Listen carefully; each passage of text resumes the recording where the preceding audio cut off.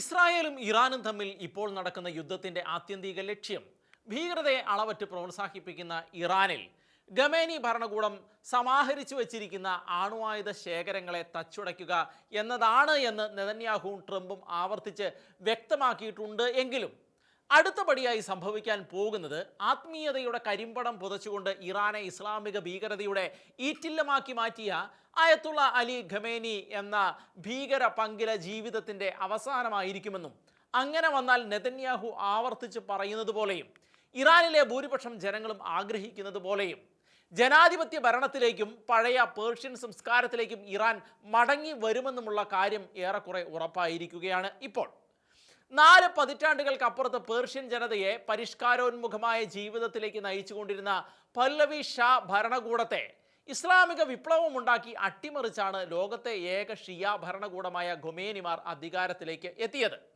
പഹ്ലവികളുടെ ഭരണത്തിൽ എക്കാലത്തെയും വലിയ വളർച്ചയും കുതിപ്പും സാംസ്കാരിക മുന്നേറ്റവുമാണ് ഇറാന് ഉണ്ടായത്. എങ്കിലും അവരുടെ നീക്കങ്ങൾക്ക് സ്വേച്ഛാധിപത്യത്തിൻ്റെ അതിപ്രസരം ഉണ്ടായിരുന്നതിനാൽ ഖൊമേനി ആവിഷ്കരിക്കുന്ന ഇസ്ലാമിക മത ഭരണക്രമത്തിൽ പരിരക്ഷയുണ്ടാകുമെന്ന് തെറ്റിദ്ധരിച്ചാണ് ഇറാനിലെ ജനങ്ങൾ ഇസ്ലാമിക വിപ്ലവത്തിന് ഖൊമേനിക്കൊപ്പം നിന്ന് പല്ലവികളെ അട്ടിമറിക്കുന്ന സാഹചര്യം ഉണ്ടായത്.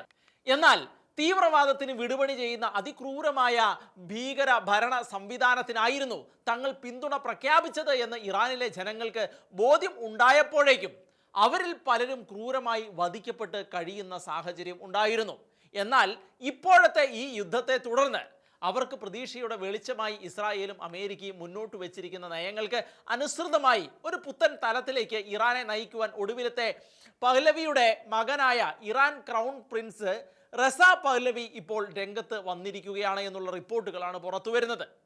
പ്രാണഭയത്താൽ വിറപൂണ്ട് ഒളിത്താവളത്തിൽ നിന്ന് ഒളിത്താവളത്തിലേക്ക് പരക്കം പാഞ്ഞുകൊണ്ടിരിക്കുന്ന ഖമേനി പേടിച്ചരണ്ട എലിയാണ് എന്നും ഇറാന് മുകളിൽ അയാൾക്കുണ്ടായിരുന്ന നിയന്ത്രണങ്ങൾ പൂർണ്ണമായി നഷ്ടപ്പെട്ടു എന്നും ഖമേനി ഭരണകൂടത്തിൻ്റെ ഇസ്ലാമിക് റിപ്പബ്ലിക്കിനെതിരെ രാജ്യവ്യാപകമായ പ്രക്ഷോഭം അനിവാര്യമായിരിക്കുന്നുവെന്നും ഖമേനിയുടെ യുദ്ധക്കൊതിക്കും വ്യാമോഹങ്ങൾക്കും ഇരകളായി ദ്രോഹിക്കപ്പെട്ട നിസ്സഹായരായ എല്ലാ പൗരന്മാർക്കും ഒപ്പമാണ് താൻ നിൽക്കുന്നത് എന്നും ചരിത്രത്തിലെ നിർണായക വഴിത്തിരിവാണ് ഇതെന്നും ഈ ദുസ്വപ്നം എന്നേക്കുമായി അവസാനിപ്പിക്കാൻ രാജ്യവ്യാപക പ്രക്ഷോഭമാണ് അനിവാര്യമെന്നും ഇസ്ലാമിക് റിപ്പബ്ലിക്ക് തകർന്നതിന് ശേഷമുള്ള ദിവസത്തെ ഭയപ്പെടരുത് എന്നും ഇറാൻ ആഭ്യന്തര യുദ്ധത്തിലേക്കോ അസ്വസ്ഥതയിലേക്കോ വീഴുകയില്ല എന്നും ഖമേനിയുടെ ഭീകര ഭരണകൂടം തകർന്നാൽ ആദ്യത്തെ 100 ദിവസങ്ങൾക്കുള്ളിൽ ഇറാനിൽ ദേശീയ ജനാധിപത്യ സർക്കാർ സ്ഥാപിക്കുമെന്നും നിലംപൊത്താൻ ഒരുങ്ങുന്ന ഭരണക്രമത്തെ താങ്ങി നിർത്താൻ ശ്രമിക്കാതെ ജനങ്ങൾക്കൊപ്പം നിൽക്കാൻ ഉദ്യോഗസ്ഥർ തയ്യാറാകണമെന്നും വ്യക്തമാക്കിക്കൊണ്ടാണ് റസ പഹ്ലവി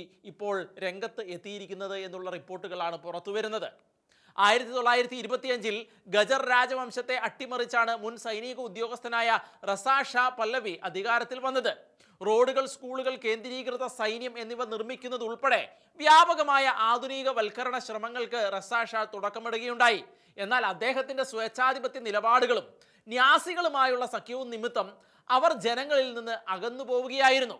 അടുത്തതായി വന്ന മുഹമ്മദ് റസ ഷാ പല്ലവി 1979 വരെ ഇറാനെ ഭരിച്ചു. പാശ്ചാത്യ അനുകൂല നിലപാടുകൾക്കും അമേരിക്കയുമായും ബ്രിട്ടനുമായും എണ്ണ പങ്കാളിത്തത്തിനും പേരുകേട്ട ഇളയ ഷാ ഭൂപരിഷ്കരണങ്ങളും സ്ത്രീകളുടെ അവകാശങ്ങളും ഉൾപ്പെടുന്ന ധവള വിപ്ലവം അവതരിപ്പിക്കുകയും ചെയ്തു.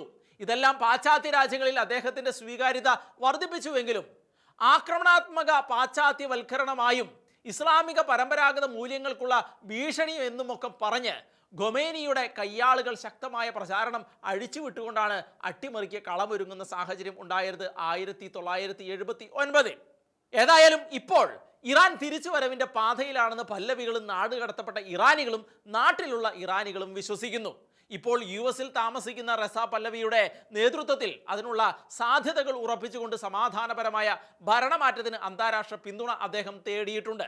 ഓർക്കുക, പല്ലവി ഭരണം അവസാനിക്കുന്നത് വരെ എന്ന് വെച്ചാൽ 1979 വരെ ഇസ്രായേലുമായി ഔപചാരികമായ നയതന്ത്ര ബന്ധം ഇറാൻ നിലനിർത്തിയിരുന്നു എന്നുള്ളതാണ് ചരിത്രം. ഈ ചരിത്രപരമായ ബന്ധം പലപ്പോഴും പ്രാദേശിക ചർച്ചകളിൽ പരാമർശിക്കപ്പെട്ടിട്ടുമുണ്ട്. ഇറാനും ഇസ്രായേലും നേരിട്ടുള്ള യുദ്ധം നടക്കുമ്പോൾ പല്ലവികളുടെ കാലത്തെ സമാധാനത്തിൻ്റെയും ഒന്നിപ്പിൻ്റെയും നാളുകൾ എത്രയും വേഗം മടങ്ങി വരുന്നതിനായി ഇറാനികൾ കാത്തിരിക്കുകയാണ് എന്നുള്ള റിപ്പോർട്ടുകളും ഇറാനിൽ നിന്നും പുറത്തു വരുന്നുണ്ട്.